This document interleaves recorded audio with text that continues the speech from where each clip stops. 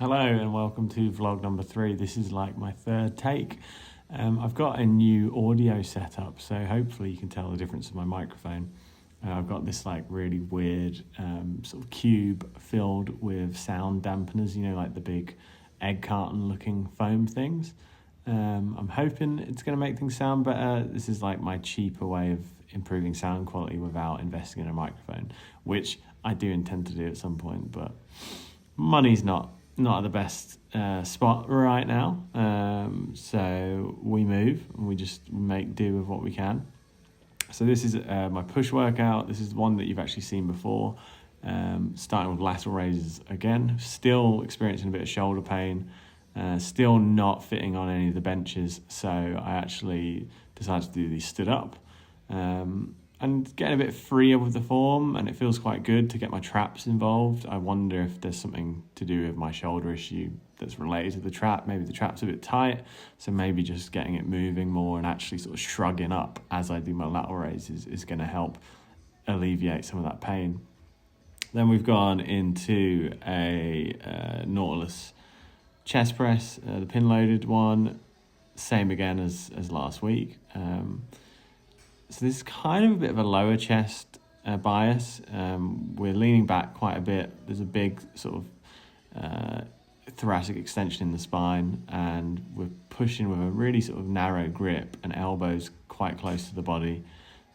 So probably lower chest on this one. But I'm just kind of doing what I've been told to do here. And again, this is one that's given me shoulder pain, but the shoulder pain hasn't been too bad this week, so I'm pretty grateful for that.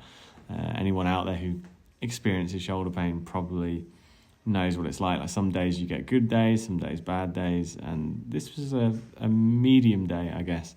But I'm actually stacking this machine now, so I need some tips how I can make it heavier. I've seen people stick another pin on the machine and then chuck plates on there, and I played around with it, but I couldn't get it to work. It was kind of jamming the machine up. The other option would be to invest in a gym pin. Obviously another investment, more money, probably not on the cards anytime soon. But we move and we go on to the next one. So I have gotten rid of the incline Smith machine, spoke to my coach, explained that I'm not vibing with it, it's just really fucking hurting my shoulder. And we kind of figured out that it was mainly in the lengthened position, so the bit where you're at the most stretched. That's when your arms are just coming past your body. So I found this hammer strength incline plate loaded press, and like there's very little tension in that stretch position, which normally I'd be disappointed with because, you know, the science would suggest that the stretch position is the most important. But I'm just happy to be able to train hard without any pain, and this felt really nice. Although, as you can see, it gets really challenging in that mid to short range. But looking forward to sort of leveling this one up over the next few weeks and months. Currently on just over 2 plates on my top set and then 2 plates on the back off set. I could definitely see myself working up to like 4 plates on this pretty comfortably, you know, after a bit of a bulk, and definitely without an injury. And as I get more confident with the machine as well. So there's a cool angle here because you can really see the line of resistance. You see how it kind of curves as it comes down?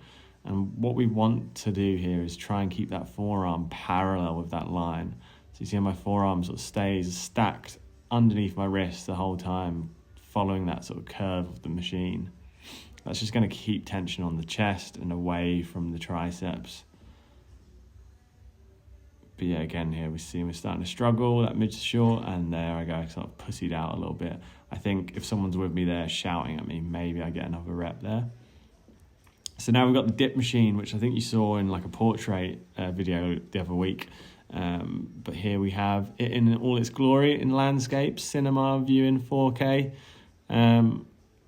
This is an interesting one because it's another one where some days it's hurt, some days it doesn't. I've definitely adjusted my positioning on it to make it more comfortable. So, you know, we're focusing on getting in a position where basically my shoulder just isn't hurting. And so for me, that's going to mean a lot of elbow flexion on this one. So I'm kind of going against the advice that I gave on that previous exercise. So on here, like, you can see my elbows are bending a lot. You can see my forearm is not perpendicular with the handle, and it's not parallel with the resistance.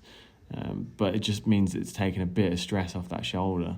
And to be fair, I basically only feel this in my pecs, and it feels really nice, particularly because I've got this belt on, which you saw me put on at the start. So most dip machines should have a belt that comes with them, but this one, it's broken, so I've had to buy my own belt. It's like 20 quid.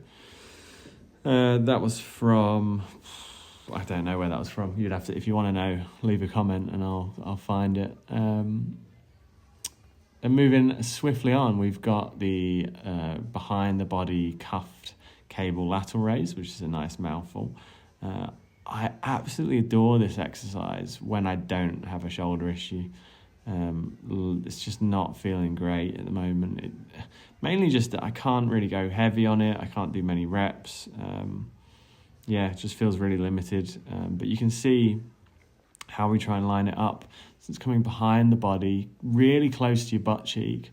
And then you're trying to keep that cable as parallel with your upper arm as possible the whole time. So I'm kind of not doing that. You can see I'm bending my elbow a bit too much, but that's because of that shoulder issue. I'm sort of taking the load off the delt and putting it a bit more into the sort of the biceps and the forearm. So you want to avoid that, really. But you can see here now just doing a couple of partials at the bottom, and then this is very much like junk volume at this point, because I'm not vibing with it because of this injury, but I know that normally I would love this movement. It's a different angle from behind there on the other arm. This arm much more comfortable. And you can see we're getting that full stretch by taking that arm behind the body. Now, the side delt does get a very good stretch by taking the arm behind the body, and you'll get a bit of front delt as well, as opposed to if you did this in the front of your body, you'd get rear delt and side delt.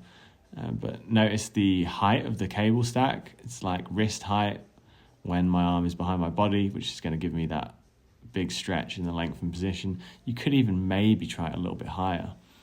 But yeah, play around with that. And then we're moving into a single arm cable tricep push down, and I've absolutely bastardized it and turned it into this weird like JM press where I'm using the upright of the cable machine for support. Again, this is for my cranky elbows. So I had tricep tendonitis last year for a long period of time. I really struggled with it. And then once I got over it with some physio, I figured out that this was actually the best way for me to train triceps, was to, again, funnily enough, really bias the lengthened position. And so I kind of, you notice how I'm moving my delt towards my wrist as I come down here. And that's just really starts in more of a challenging position in the lengthen range. And then I kind of adjust my body to help myself get it short, and then go back down. And then I'm constantly pushing the inside of my arm against that pillar for support. I do not recommend people do this. I think this is pretty, I wouldn't even call it advanced technique. This is just weird, right? But sometimes you got to do what you got to do, right? And I would rather be able to do this like a normal person and just go heavy as fuck. That's not to say I'm not going heavy here, but, it's just a bit awkward. And I wish I didn't have to do it like this, but for some reason, this is the way for me to do tricep push downs without creating any elbow pain. And potentially it might even be more optimal, who knows? But I'm not too fussed. As long as I'm progressing on it, getting stronger, that is the main thing. And again, this is really helpful for my shoulder at the moment as well, because I'm pressing that elbow against the upright.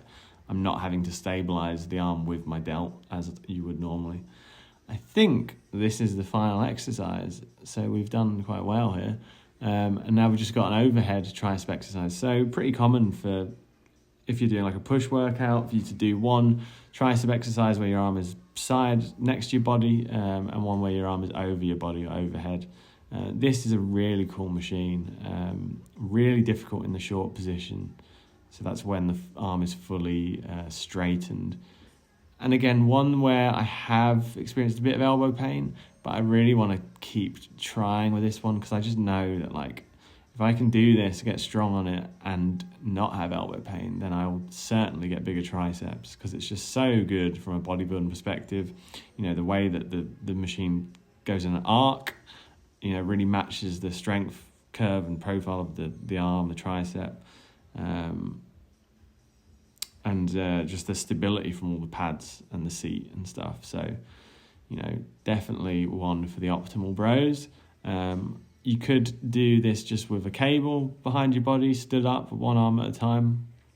That's what I would normally do. Again, you know, I'm sure you're not surprised to hear I would normally do it in a very odd way, where I secure my elbow to the cable stack or the pillar again. But yeah, this was a pretty decent workout, and hopefully you enjoyed it. I hope you learned something. If you did, please click that subscribe button. Remember to like and comment. Let me know if you think I'm a prick. I don't care. Just let's get some conversations going in the comments.